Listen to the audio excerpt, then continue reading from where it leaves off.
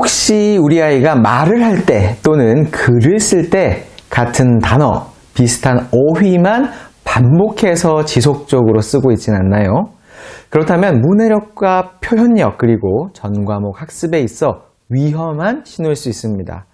우리 아이의 문해력과 표현력을 위한 어휘력 학습이 최소 3가지 이상 지금 바로 생각나지 않는 부모님이시라면 이 영상을 끝까지 시청해 보시길 바랍니다.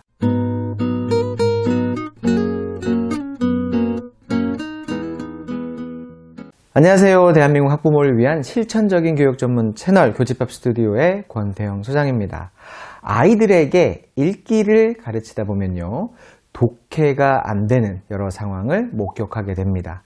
심지어 고3들에게 수능 영어 독해를 가르칠 때를 떠올려 봐도 틀리는 문제는 대부분 지문을 해석하지 못해서인데, 여기서 심각한 것은 한글 해석본을 줘도 지문의 주제를 파악하지 못하는 아이들이 어이없게도 정말 많다는 사실입니다. 도대체 왜 한글인데도 불구하고 독해가 안 될까를 제가 파고 분석해 보다 보니까 한글 어휘의 뜻을 모르거나 잘못 알아서 독해가 안 되는 경우가 너무나도 많았습니다. 고3인데도 기본적인 한글 어휘의 뜻도 제대로 모르는 아이들이 많다. 참 심각하죠? 이런 아이들은 영단어 어휘 공부도 잘 될 일이 없습니다. 자, 이건 더 이상 영어만의 문제가 아닌 거죠. 국어와 사회, 과학, 역사, 심지어는 수학마저도 독해력, 문해력의 근간인 어휘력이 부족하다면 무슨 노력을 해도 좋은 결과가 나올 수 없습니다. 우리 아이가 공부를 하는데 성적이 잘 안 나온다. 책은 읽지만 무슨 내용인지 파악을 잘 못한다면 아이의 어휘력에 문제가 없는지부터 파악해 보셔야 합니다. 아마 기대보다 부족한 어휘력에 다소 실망하실 수 있습니다. 아이가 아는데 아는데 말을 못하겠어, 아는데 표현이 안 돼, 이런 얘기를 한다면 잘 모르는구나 라고 생각하시면 됩니다. 알고 모르고의 근본적인 차이점이 바로 어설프게라도 설명할 수 있느냐 없느냐이기 때문입니다. 그래서 저는 예전부터 아이들을 가르칠 때 영어 사전보다 국어 사전을 더 가까이 하게 하는 학습 코칭을 해오고 있습니다. 국어 어휘력은 영어뿐 아니라 전과목 실력의 근간을 이루는 것이니까요. 그리고 어휘학습은 어느 특정 기간에 한 번에 몰아서 하는 게 아니고 생활 습관, 읽기 습관, 학습 습관 속에서 꾸준히 신경 써야 하는 것입니다. 그러니 초등 때가 정말 중요할 수밖에 없는 거겠죠. 그런데 이걸 신경 써서 케어해 줄 사람은 결국 부모님밖에 없습니다. 국어 논술 학원에 보내신다고 해도 다 해결될 수 없습니다. 다만 부모님이 직접 티칭을 하시라는 것은 아닙니다. 오히려 티칭은 부작용이 더 클 수도 있기 때문이죠. 엄마표 어휘력 학습 코칭이 훨씬 더 효과적으로 우리 아이들의 어휘 학습 습관을 잡아줄 수 있습니다. 어휘력이 무조건 성장하는 어휘력 학습 습관 만드는 4가지 방법과 어휘력 향상에 큰 도움이 되는 좋은 책 한 권도 오늘 같이 추천드려 보겠습니다. 첫째, 단어장을 지금 바로 만들어라. 그냥 흘러가는 어휘는 아이에게 잘 남지 않습니다. 그런데 대부분의 아이들은 책을 읽고 나서 자기가 무엇을 아는지 모르는지도 신경 쓰지 않고 그냥 넘어갑니다. 책을 읽어도 어휘력이 늘지 않는 이유죠. 이런 습관은 절대 방치하시면 안 됩니다. 노트도 좋고 네이버 단어장도 좋고 카드도 좋고요, 포스트잇도 좋습니다. 무엇이든 아이가 어휘를 특별하게 인식하도록 만들어주세요. 그런데 여기서 매우 중요한 포인트, 어휘를 심리적으로 부담스럽게 느끼게 해선 절대 안 됩니다. 어휘를 따로 챙기는 것까지는 좋은데 이걸 가지고 시작부터 계속 테스트를 해버리면 아이가 금세 어휘에 질려버리게 되겠죠. 그렇기 때문에 어휘 학습의 시작은 모르는 어휘를 인식하게 만드는 것에 중점을 두시기만 하면 됩니다. 부담보단 호기심을 갖도록 해주시고 학년이 올라가면서 조금씩 적응이 된 아이들은 차차 본격적인 어휘 학습으로 하루에 두 개씩 부담 없이 시작하면 됩니다. 둘째, 10번 읽는 것보다 한 번 쓰는 게 더 효율적일 수 있습니다. 쓰는 행위는 상당히 적극적인 학습입니다. 읽는 활동은 모르는 어휘가 있어도 그냥 지나쳐가며 읽을 수 있지만 쓸 때는 모르는 어휘를 활용해서 문장을 쓸 수는 없는 것이죠. 그래서 쓰기 활동은 그 자체로 매우 적극적인 어휘 학습 효과가 있습니다. 다만 처음부터 긴 문장을 쓸 수는 없습니다.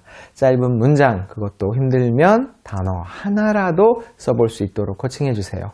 무슨 학습을 하든 결국 쓰기로 연결이 되어야 합니다. 그래서 좀 전에 말씀드린 첫 번째 단어장 만드는 활동에서 단어를 아이가 직접 써보도록 지도해 주시면 좋습니다. 좋은 시작점이 될 수 있죠. 셋째, 내 아이 어휘력 키워주는 기살리는 질문을 하라입니다.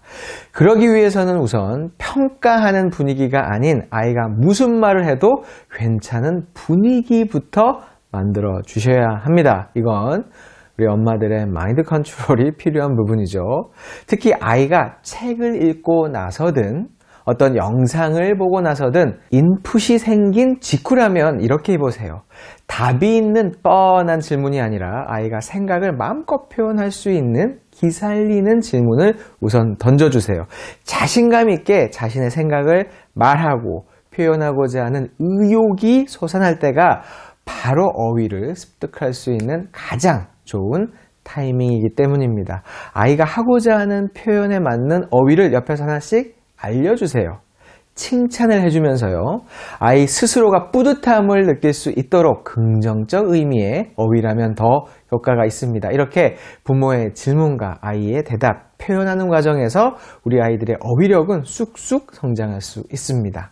넷째, 재밌고 다양한 어휘 활동을 하라입니다.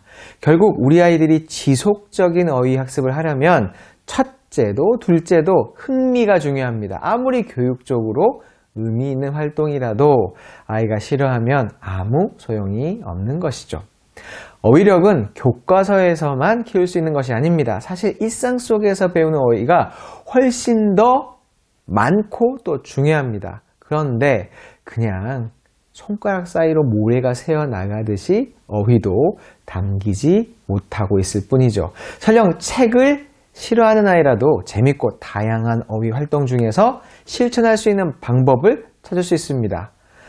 단어 퀴즈도 좋고요. 끝말잇기 잘 아시죠? 또 빙고 게임, 이런 친숙한 방법도 좋습니다. 아이가 좋아하는 주제나 게임 혹은 애니메이션과 관련된 어휘를 같이 찾아보면서 아이의 관심을 유도하는 것도 아주 좋은 방법입니다. 좀 더 다양하고 전문적인 어휘 학습 방법을 찾으시는 학부모님들께 오늘 제가 추천해 드리고 싶은 책은 바로 아이의 어휘력이라는 책입니다. 자, 들어보세요. 살금살금, 번쩍번쩍, 폴짝폴짝, 철썩철썩, 휑휑, 뽕, 빵. 자, 어떠세요? 재밌죠? 이런 흉내내는 말을 의성어와 의태어라고 합니다. 자, 이런 의성어와 의태어를 반복하기를 통해서 아이들의 상상력과 어휘력을 성장시키는 방법을 이 책에서 소개를 하고 있습니다. 아이의 어휘력. 어떠세요? 아이가 재밌어 할 것 같죠? 또한 부모님들이 직접적으로 어휘 학습에 재밌게 활용하실 수 있는 재밌는 단어로 놀이하고 받아쓰기, 가족회의 시간 갖기, 유머 감각을 위한 말놀이하기, 해시태그로 주제를 파악해 보기 등의 방법도 제시하고 있습니다. 그런데 저는 특히 이 책 내용 중에서 동시를 읽고 시어에 대한 아이의 생각을 묻기, 이 내용은 되게 인상 깊었습니다. 우리 학부모님들이 아이와 함께 꼭 해보셨으면 하는 정말 좋은 활동이거든요. 짧은 동시를 읽고 긴 글을 척척 읽는 아이가 되는 방법을 소개하고 있습니다. 동시집들도 추천되어 있거든요.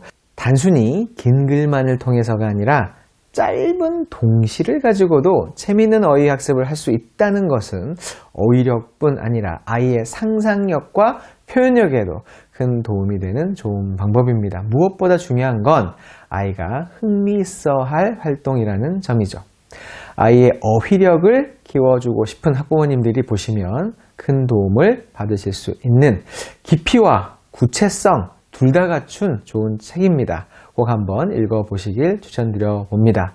책 선물 이벤트도 진행한다고 하니까요. 이 영상의 더보기 첫 댓글을 확인해 보시고 행운의 주인공이 되시길 바랍니다. 오늘 영상이 도움이 되셨다면 구독과 좋아요 꼭 한번 눌러주시고요. 공감 가는 내용 있으시면 댓글로 공유해 주세요. 자, 책 선물 이벤트 하러 더보기로 가보시죠.